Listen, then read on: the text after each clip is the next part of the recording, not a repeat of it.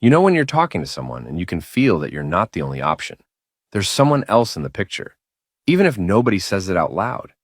They don't hide it completely. They just don't explain it either. I've been there. Liking someone while knowing there's another person around makes everything feel unstable. You start watching small things, what they reply to, how fast they reply, who they mention. At first, you tell yourself not to read into it. You don't want to look insecure. You don't want to push them away. But over time, you notice shifts. They start choosing you in small moments. They reply to you first. They come to you when something happens.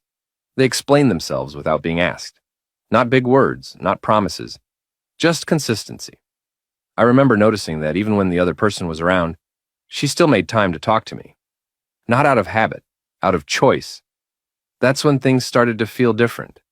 Because when someone is choosing you, you don't have to chase clarity all the time. You feel it in how present they are. You still feel unsure, but you don't feel invisible. And that's the difference that slowly changes everything.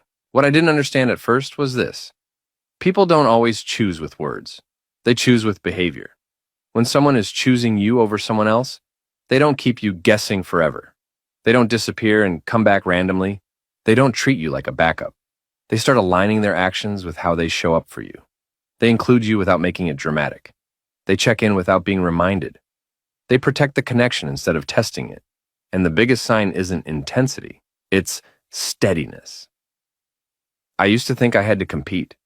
Say the right things. Be more interesting. But choosing doesn't work like that. If someone is still deciding, pressure pushes them away. If they're choosing you, they move closer on their own. The hard part is trusting what you're seeing instead of what you're afraid of. If you feel calm more often than confused, that matters.